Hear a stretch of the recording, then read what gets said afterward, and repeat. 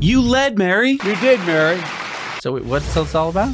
Well, so Toyota outsold General Motors in 2021 in the United States, dethroning Detroit's automaker that has been U.S. sales leader since 1931. And Elon responded, wow. Wow.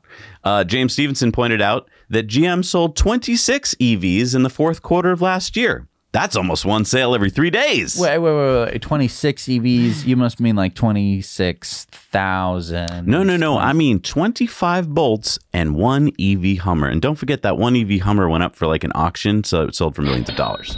Well, good. That's great return on investment then. Yes. That's good business. You're right. That's probably how they've been touting it. Tesla Silicon Valley said the same thing, and Elon said, room to improve. So for the first time in U.S. car history, look, since 1931, a foreign automaker has sold more cars than a U.S. manufacturer.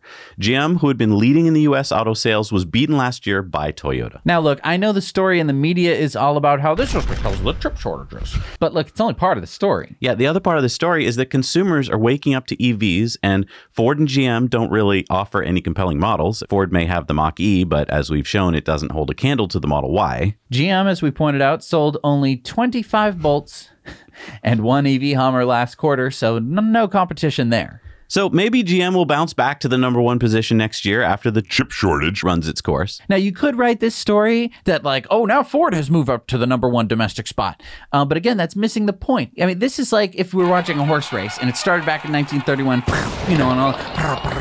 Okay, GM and Ford, they're in the lead. Oh, looks like Toyota took the lead for Ford. And it's like, meanwhile, you have a frickin' Tesla Roadster going, as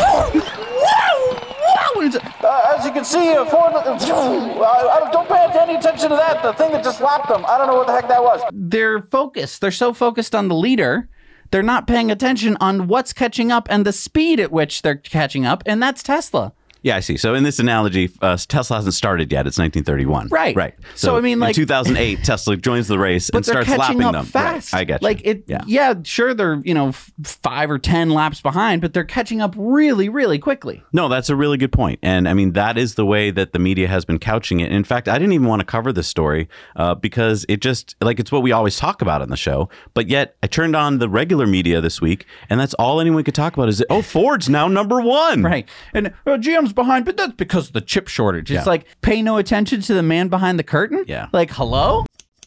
Hey everybody, thanks so much for watching Now You Know Clips. You can watch full episodes of Tesla Time News on Mondays and in-depths on Fridays. Just click the link down below to head over to the Now You Know channel.